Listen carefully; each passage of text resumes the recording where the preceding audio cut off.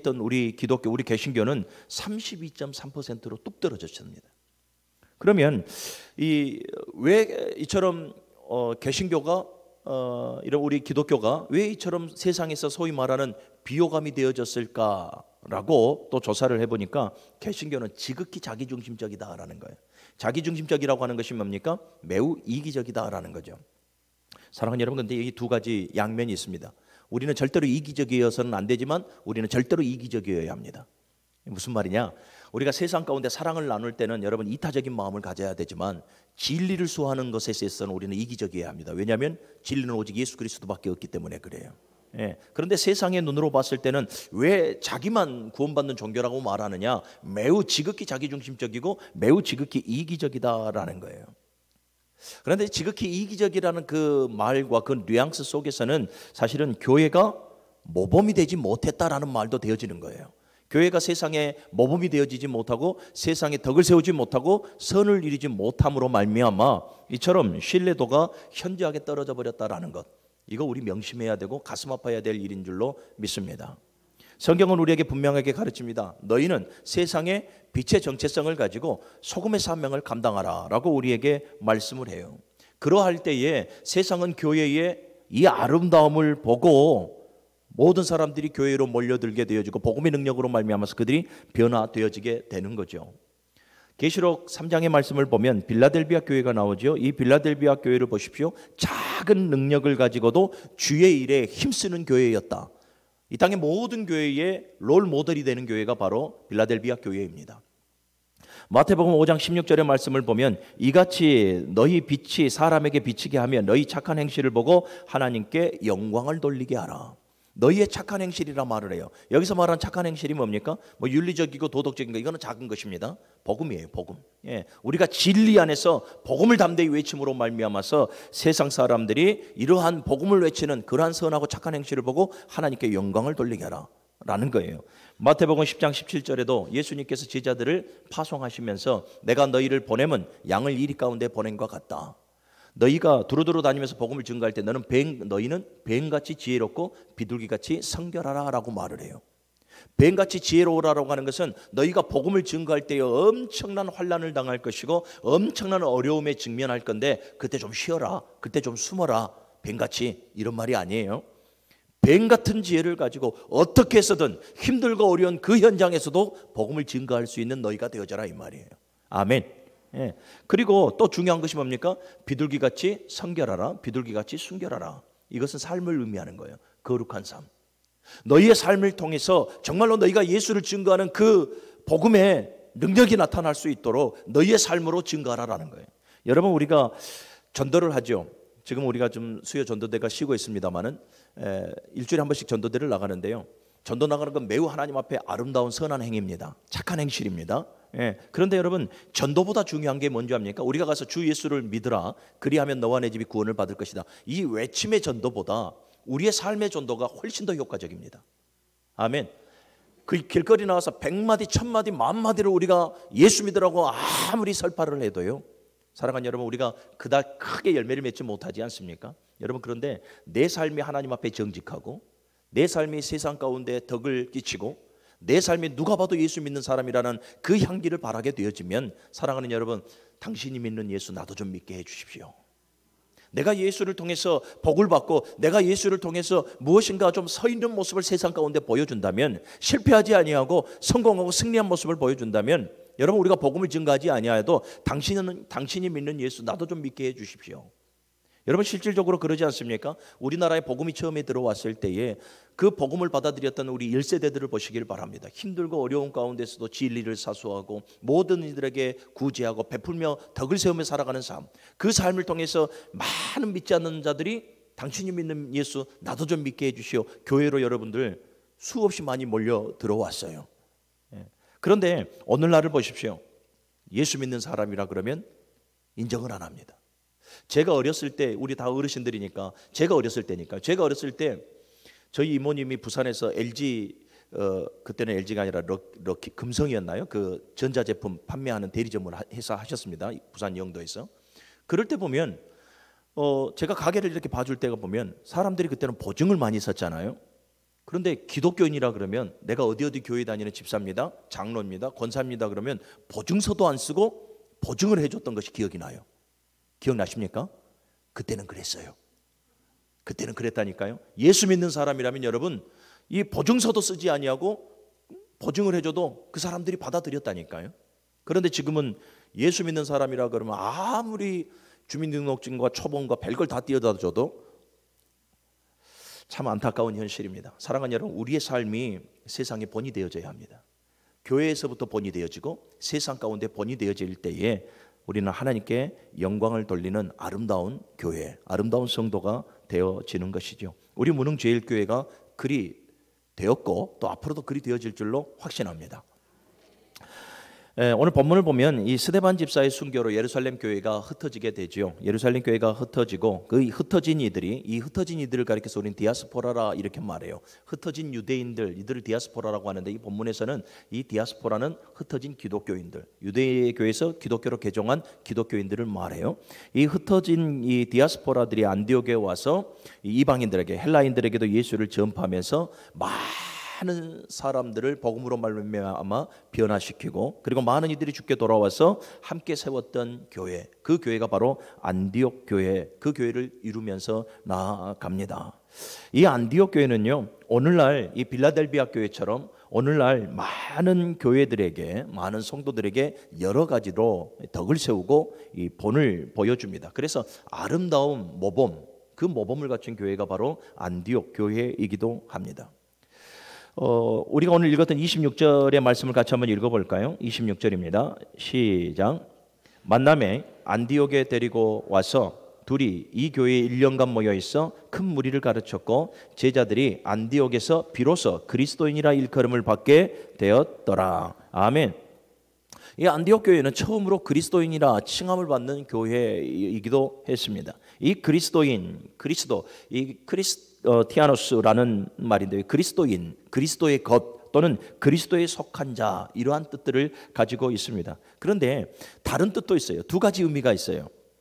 두 가지인데 하나는 뭐냐면 예수 그리스도를 믿는 자들에게 저는 그리스도인이야, 크리스찬이야 라는 말이거든요. 우리가 오늘날 크리스찬 그러면 참 뉘앙스가 아름답게 보이죠. 그래서 나는 크리스찬이야 우리가 이렇게 말하는데 이 초대교회에서는 크리스찬, 크리스티아노스 이 말이 무슨 말이냐면 비아냥거림이에요.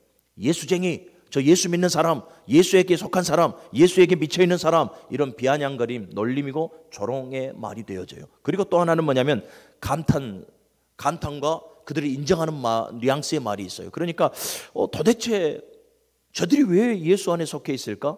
도대체 왜 예수를 포기 못할까? 와, 저 사람들은 예수 안에 속한 사람들이야. 저 사람들은 예수 믿는 사람들이야. 도대체 저들이 가지고 있는 신념과 저들의 믿음이 뭘까? 이러한 감탄이 섞인 말이기도 해요. 그런데 보편적으로 초대교회에서 이 크리스찬으로 말할 때는 앞에 전자를 많이 사용해요. 예수쟁이, 예수 믿는 사람들, 예수에 미쳐 있는 사람들, 예수에 속해 있는 사람들, 이렇게 말을 해요. 이 안디옥 교회가 처음으로 이 그리스도인이라 칭함을 받았더라라는 것이죠. 그러니까 무슨 말입니까? 이 안디옥 교회 성도들, 비록 예루살렘 교회에서 흩어져 있는 자들이 모여서 복음을 증거함으로 말미암아서 세워진 교회이기는 하지만 이 안디옥 교회 성도들은 크리스찬이었습니다.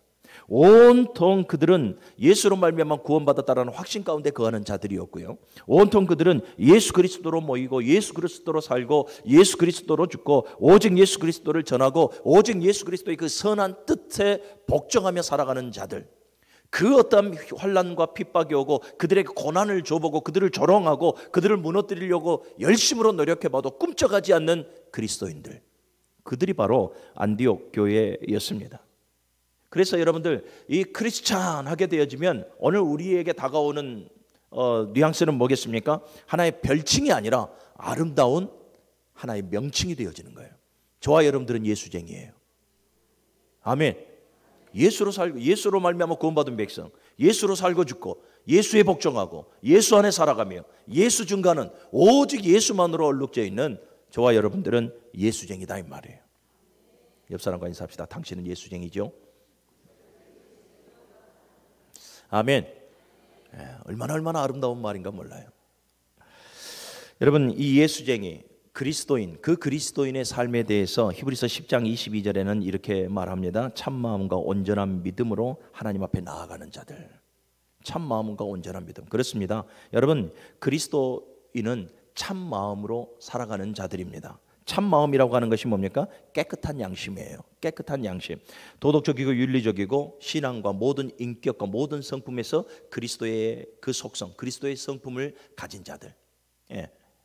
죄로 오염된 마음이 아니라 예수 그리스도의 그 보혈로 핏부림을 받아 깨끗하게 씻음을 받은 마음이에요. 아멘. 저와 여러분들은 예수 그리스도의 그 보혈로 말미암아서 우리의 마음에 핏부림을 받아서 저와 여러분들은 깨끗하게 우리의 마음과 우리의 양심이 죄를 멀리하는 성결한 주의 백성으로 여러분들 거듭났음을 여러분들이 기억하시고, 날마다 참 마음, 깨끗한 마음, 정직한 마음, 진실하고 신실한 마음으로 주 앞에서 세상 가운데서 살아갈 수 있기를 주님의 이름으로 간절히 축원합니다. 여러분, 저와 여러분들은 그렇잖아요. 예수 그리스도의 보혈로 필터링이 되어져 있고 또 하나님의 말씀으로 성령의 기름 부음으로 저와 여러분들이 필터링이 되어져 있어요. 그러니 저와 여러분들의 삶은 어떻게 해야 됩니까? 예전처럼, 옛 사람처럼, 옛 성정을 가지고 살아가는 것이 아니라 새롭게 거듭났으니 거듭난 자의 모습을 교회 안에서, 교회 밖에서 우리는 보이며 살아가야 하는 거예요. 그게 그리스도의 향기를 바라며 살아간다라는 의미이기도 하는 것입니다. 또 히브리서 10장 21절을 보면 그리스도인의 삶에 대해서 그리스도인은 온전한 믿음으로 살아간다라고 말씀을 하고 있어요. 온전하다라는 것이 뭡니까? 나뉘어지지 않다라는 의미예요. 나뉘어지지 않다, 두 마음을 갖지 않다라는 의미거든요. 그러니까 나눠지지도 아니하고 정한 마음, 정함이 없는 마음도 아니고 하나님의 말씀에 하나님 앞에서 두 마음을 품고 계산하는 마음도 아니에요. 완전하게 온전하게 주를 향한 하나된 마음을 의미하는 거예요. 아멘. 그리스도만을 온전하게 의지하고 신뢰하여서 절대적으로 나뉘어지지 않는 마음. 야고보서 1장 6절 이하의 말씀을 보면 오직 믿음으로 구하고 조금도 의심하지 말라. 의심하는 자는 마치 바람에 밀려 요동하는 바닷물결 같으니 이런 사람은 무엇이든지 주께 얻기를 생각하지 말라. 두 마음을 품어 정함이 없는 자로다 라고 말씀을 해요. 두 마음을 품는 자들은 여러분 하나님께로부터 좋은 것을 받을 수가 없어요. 여러분들의 마음을 온전히 주를 향하시기를 바랍니다. 아까 우리 찬양인도 배집사님도 주님께 집중합시다 이렇게 말했잖아요. 이게 온전한 마음 아니겠습니까? 자, 그 다음에 또 보게 되어지면 사도행전 히브리서 10장 23절의 말씀을 보면 이 그리스도인의 삶은 믿음의 도리의 소망을 굳게 잡으며 살아가는 것, 이렇게 말을 하고 있어요. 믿음의 도리라고 하는 것이 뭐냐면 그리스도 예수 안에서 구현되어지는 구원을 의미하는 거예요. 그리스도 예수 안에서 구현되어지는 그 구원, 그 구원관이 정확하게 내 안에 정립이 되어져 있는 자들을 말하는 거예요. 그리고 더 나아가서 현세와 내세를 포함한 이 완전한 하나님의 구원이 이루어질 것을 바라보고 소원하는 자들, 이들이 바로 믿음의 도리의 소명을 굳게 잡으며 살아가는 거예요.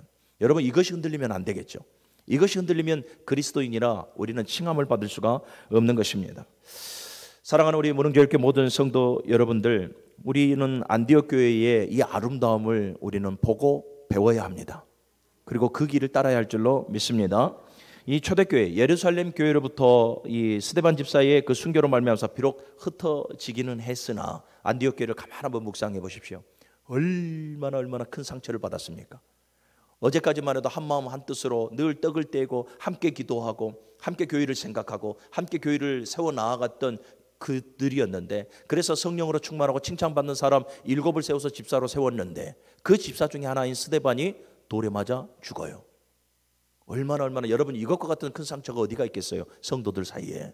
그 상처를 가지고 두려움 속에 흩어졌습니다. 흩어졌는데 봐보세요.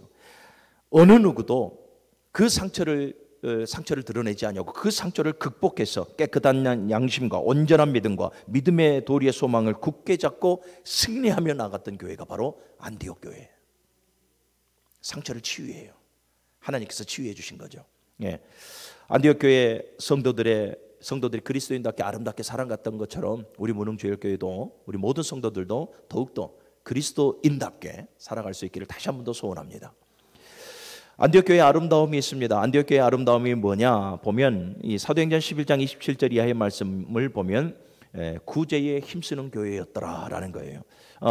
이 구제에 힘쓰는 교회에 앞서서 이 안디옥 교회의 아름다움은 주의 일에 힘쓰는 교회였다라는 거예요. 주의 일에 힘쓰는 교회. 자, 고린도전서 15장 58절의 말씀 우리 같이 암송하도록 할까요? 예. 웃어요 왜? 암송하자는데 말씀 암송하자는데 왜? 그러므로 내 사랑하는 형제들아. 자, 시작. 크게 시작. 그러므로 내 사랑하는 형제들아 견실하며 흔들리지 말고 항상 주의 일에 더욱 힘쓰는 자들이 되라. 이는 너희의 수고가 주 안에서 헛되지 않은 줄 압니다. 고린도전서 15장 58절 말씀. 아멘. 왜 암송하라고요? 이때 써먹으려고. 네. 이 말씀들을 여러분들 다 새겨놓으세요. 그러면 내가 좀 게으르고 나태되더라도 하나님의 말씀이 항상 주의 일에 힘쓰라 했으니 번쩍 깨어있을 것 아니겠습니까? 늘 하나님의 말씀을 묵상하고 될 수 있으면 암송해서 말씀을 가까이 하시기를 바랍니다. 이 안디옥 교회가 그래요. 주의 일에 힘쓰는 교회였더라라는 거예요. 사도행전 11장 27절 이하의 말씀을 보면 이 안디옥 교회는 구제에 힘쓰는 교회였다 하는 것을 잘 알 수가 있습니다. 구제라고 하는 것은 여러분 사랑의 표현이에요. 사랑합니다. 사랑합니다. 이 말보다 그 사랑을 표현하기 위해서 행함으로 나아가는 거지 않습니까? 그 행함의 일환 중에 하나가 바로 구제예요. 그래서 구제는 사랑의 적극적인 표현이기도 합니다. 또 이 구제는 여러분 말씀과 순종의 생활화를 이루는 모습이기도 해요. 왜냐하면 구제는 하나님의 명령이거든요. 신명기 35장 10절에도 또 레위기 25장 35절 이하의 말씀도 그리고 마태복음 6장 3절 이하의 말씀도 보게 되어지면 너희는 반드시 구제하라. 구제할 때에 마음을 아끼지 말라라고 말을 하고 있습니다. 신명기의 말씀을 보면은요. 여러분 안디옥 교회는 그래요. 안디옥 교회는 여러분 구제에 힘쓰는 교회예요. 흩어져 있으니 자신들의 삶도 사실은 어려워요. 자신들의 먹을 거 입을 거 마실 거 사실은 이거 염려하는 삶을 살아간다 해도 과언은 아닐 겁니다. 그런데 그 삶을 뒤로 하고 나보다 남을 위해서 구제에 열심히 했던 교회, 그 교회가 바로 안디옥 교회예요.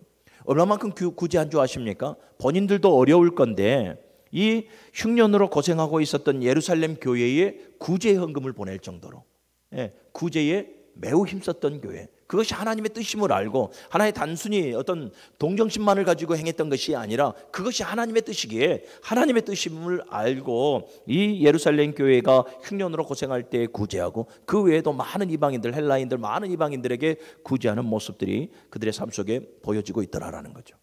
그리고 또 안디옥 교회는요 선교에 힘쓰는 교회였다라는 거예요.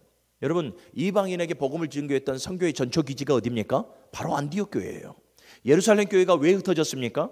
하나님의 명령에 불응했기 때문에 그래요. 주님께서 말씀하시잖아요. 너희는 모든 민족을 제자 삼고 내가 너희에게 명령한 모든 것을 가르쳐 지키게 하라라고 말씀하고 있지 않습니까?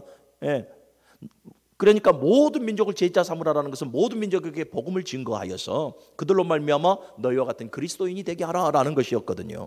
그러면 이 말씀을 붙들어야 돼요. 사도행전 1장 8절에서 예수님께서 승천하시기 전에 하셨던 말씀이 뭐예요? 세상 땅끝까지 내 증인이 되어져라라는 거예요. 이방인들, 여러분 이스라엘 백성들의 잘못된 사상이 뭐였습니까? 선민 사상이에요. 하나님께로부터 우리만 택함을 받았다, 하나님께로부터 우리만 구원을 받았다라는 이 잘못된 선민 사상을 가지고 있어요. 그런데 여러분 온 인류가 다 하나님의 백성이에요. 아멘. 온 인류가 하나님의 백성. 왜 이스라엘 백성들을 택하셨습니까? 그들을 통해서 온 인류가 구원받도록 하나님께서 그들을 택하신 거예요. 그들만 구원받기 위해서 택하신 것이 아니라 그들을 하나님께서 하나의 이 메신저 역할을 할 수 있도록 택하신 거예요. 그래서 그들이 복을 받은 것이거든요. 그런데 그들은 그들만이 복을 받았다, 그들만이 구원을 받았다라고 하여서 이방인들을 무시하고 멸시합니다. 그래서 그들에게 복음을 증가하지 않아요. 예루살렘 교회가 그랬어요. 예루살렘 교회가 하루에 3,000명, 5,000명씩 막 부흥하고 엄청나게 오늘날로 말하면 최대 교회였지만 대형 교회로 자리 잡았지 않습니까? 그럼에도 우리끼리 좋아 죽는 교회, 우리끼리 교제하고 우리끼리 떡을 떼고 우리끼리만 좋아 죽는 교회, 세상으로 복음을 증거하거나 세상을 향해서 예수 사랑을 증거하는 교회가 아니에요. 하나님의 그 선하신 뜻을 이루는 교회가 아니었더라라는 거죠. 그래서 우리는 하나님의 섭리 가운데 살아가니 하나님께서 어떻게 하십니까? 그 성령으로 충만하고 모든 이에게 칭찬받고 오늘도 복음에 애썼던 그 스데반 집사를 하나님께서 순교하게 만들어요. 그래서 예루살렘 교회를 흩으신 거예요. 예루살렘 교회를 흩으심으로 말미암아서 안디옥 교회를 태동시키셨고 그 안디옥 교회를 통해서 오늘 저와 여러분들에게 이르기까지 온 나라 온 민족에게 복음을 증거하는 이 선교의 전적 기지로서 하나님께서 안디옥 교회를 사용하셨더라라는 거예요. 그리고 또 이 안디옥 교회는 늘 예배하며 기도하기에 힘쓰는 교회였더라. 이거는 뭐 예루살렘 교회도 늘 하나님께 예배하고 기도에 힘쓰는 교회였죠. 안디옥 교회도 이 신앙적 기조를 그대로 이어받아서 항상 예배하고 기도하며 힘쓰는 교회. 사도행전 13장에 보면 이를 말씀해 주고 있습니다. 여러분, 예배하고 기도하기에 힘썼다라는 것은 뭐냐면 성도의 본질, 교회의 본질을 잊지 않고 있었다라는 거예요. 여러분, 교회의 표지는 뭡니까? 예배예요. 하나님 앞에 나와서 예배하고 하나님을 붙들고 기도의 삶을 살아가는 것. 이것이 성도로서의 또 교회로서의 본질이고 사명이기도 합니다. 안디옥 교회는 이것을 잊지 않았다라는 거예요. 힘들고 어려워도 핍박이 계속해서 가중되어서 날마다 끊임없이 그들에게 대적해 와도 어려움을 겪게 해도 이들은 하나님을 향한 예배, 하나님을 향한 기도를 놓지 아니하였다. 신앙의 본질을 놓지 아니하였다라는 거예요. 그야말로 예루살렘 교회가 한 2% 정도 부족하다면 예루살렘 교회도 여러분 훌륭한 교회 아니었습니까? 단지 이방인들에게 복음을 증가하지 않은 거예요. 우리끼리 좋아 죽는 교회예요. 그러니 하나님께서 흩으셨거든요. 그러니까 예루살렘 교회가 한 2% 정도 부족하다면 이 안디옥 교회는 뭡니까? 신앙의 생활을 온전히 이루며 살아갔던 교회. 그래서 오늘날 많은 교회의 본이 되어지고 있는 것입니다. 사랑하는 우리 무능교회 모든 성도 여러분, 우리도 신앙의 생활을 이룹시다. 반드시 신앙의 생활화를 이루어 예배의 생활화를 이루고 기도의 생활화를 이루고 말씀의 순종의 생활화를 이루고 전도의 생활화를 이루고 아멘. 모임의 생활화를 이루고 사명의 생활화를 이루고 늘 여러분 신앙의 생활화만 이뤄봐요. 하나님께서 누구를 복 주시려고 복을 안 주시겠냐라는 거죠. 결국 이 안디옥 교회의 아름다움은 뭐냐면 교회가 힘써야 할 일들에 대해서 게을리하지 아니하였다. 사랑하는 여러분, 우리 무능교회가 앞으로 힘써야 될 일들이 얼마나 많습니까? 일단은 1차적으로 정교인 수련회 우리가 나아가야 되잖아요. 이것도 여러분 모이는데 생활화가 되어져야 돼요. 이것도 신앙의 생활화의 하나의 일부예요. 초대교회 보십시오. 그들이 모이는데 힘썼더라. 모이기를 피하는 어떤 일과 같이 하지 말라라고 말하잖아요. 우리도 모이는데 힘써야 돼요. 삶이 바쁜 거 알고 고단한 거 알고 피곤하고 매우 바쁜 거 알지만 그러나 하나님의 일이 우선이니 모이는 것에 우리가 힘써야 돼요. 모든 일에 여러분 힘써야 될 줄로 믿습니다. 안디옥 교회의 이 아름답게 우리에게 본이 되어질 수 있었던 그 동력이 무엇이었을까 보면 오늘 본문의 말씀을 한번 읽어볼까요? 21절의 말씀이에요. 같이 읽습니다. 시작. 주의 손이 그들과 함께 하심에 수많은 사람들이 믿고 주께 돌아오더라. 아멘. 아무리 안디옥 교회의 성도들이 여러분 믿음이 강하고요 열심히 있고 아무리 함께 모여서 무엇인가 한번 으쌰으쌰 해보자 라고 말을 하더라도 여러분 우리에게는 한계가 있는 우리는 절대적 무능한 존재들이에요. 그런데 이 안디옥 교회를 보니 주의 손이 그들과 함께함으로 여러분 우리가 왜 신앙의 삶을 살아가면서 쉽게 지치는 줄 압니까? 나름대로 열심히 교회를 위해서 봉사하고 수고하고 헌신했는데 이상하게 내 마음속에 기쁨이 없고 평안함이 없고 쉽게 지칠 때가 많아요. 왜 그렇습니까?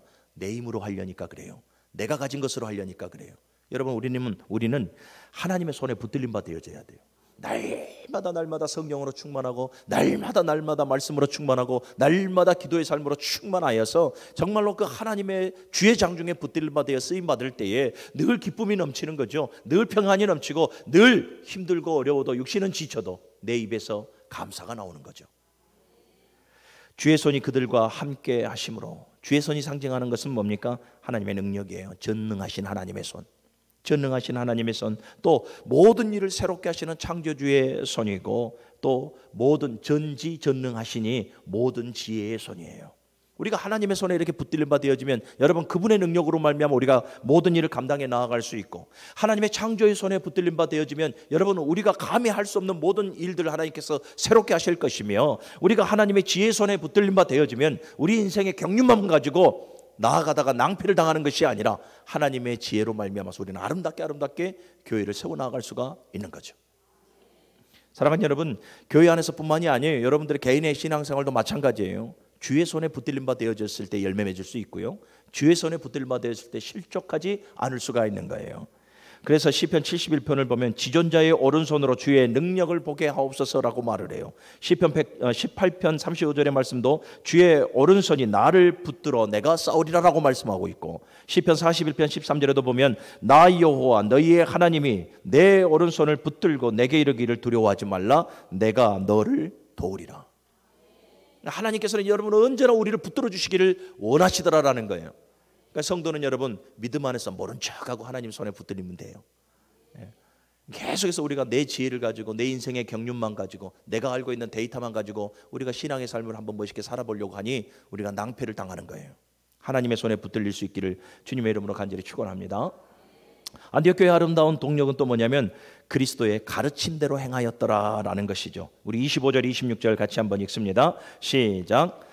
바나바가 사울을 찾으러 다소에 가서 만남에 안디옥에 데리고 와서 둘이 교회에 1년간 모여 있어 큰 무리를 가르쳤고 제자들이 안디옥에서 비로소 그리스도인이라 일컬음을 받았더라. 아멘. 이 바나바와 사울이 큰 무리를 가르쳤더라라는 거예요. 그래서 초대교회 예루살렘 교회와 같이 가르치기에 힘쓰는 교회였어요. 그러면 여러분 가르쳤다라는 것은 또 반대로 배우는 자들이 있었다라는 의미가 되어지잖아요. 그러니까 안디옥 교회에 모였던 많은 성도들이 배우는 데에도 힘썼다라는 거예요. 가르치는 데에도 힘썼지만 그 가르침 앞에 배우는 자들의 모습도 힘쓰고 애썼더라라는 거예요. 예. 사랑하는 여러분, 배움으로 끝나고 가르침에서 끝나버렸던 것이 아니라 하나님의 말씀, 그리스도인의 삶이 무엇인가에 대한 그 하나님의 말씀을 내 삶 속에 적용하려고 애썼다라는 말도 되어져요. 이제 내년부터 제가 이제 양육 시스템을 돌릴 겁니다. 그래서 이제 새가족 교리부터 시작을 해서 성경부터 시작해서 리더자 교육까지 차근차근 이제 내년부터 진행을 할 건데요. 여러분들 가르치는 저도 또 우리 부목사님들도 애쓰겠지만 배우는 여러분들도 애써야 돼요. 할렐루야. 그리고 가르치고 배우는 것에 애쓰는 데서 멈춰버리면 안 되겠죠. 내가 가르침을 받은 그것을 내 삶 속에 적용하는 데 애써야 돼요. 오늘도 지금도 여러분들에게 선포되어지는 이 말씀, 여러분 나에게 감동으로 주는 말씀이구나, 여기서 끄덕끄덕 끝내는 것이 아니라 내 삶 속에 오늘 주어지는 말씀을 반드시 적용시켜서 말씀의 생활화를 이루는데 여러분들 힘쓰고 있어야 되는 거예요. 예, 그래야 우리가 하나님께서 원하시는 그러한 신앙의 생활을 아름답게 이루며 살아갈 수가 있는 것입니다. 안디옥 교회는 주의 손이 함께하는 교회, 그리고 주의 가르침대로 행하는 교회, 그러니 아름답게 성장할 수밖에 없더라라는 거죠. 말씀을 정리할게요. 안디옥 교회는 빌라델비아 교회처럼 정말로 하나님께 칭찬을 받는 교회예요. 예, 모진 풍파 상처 가운데 있지 아니하고 그들의 상처를 회복하여서 정말로 깨끗한 양심과 온전한 믿음과 믿음의 도리의 소망을 굳게 잡고 주의 일에 힘쓰는 교회, 구제하고 선교하고 예배하고 기도하는 이 교회의 본질, 교회의 기본적인 이 본질을 마다하지 아니하고 최선을 다해서 신앙의 생활화를 이루는 교회가 바로 안디옥 교회였습니다. 주의 손에 붙들린 바 되어졌고, 그리고 더 나아가서 그리스도의 말씀의 가르침대로 행하였던 교회가 안디옥 교회, 그리고 우리 무능 제일교회입니다.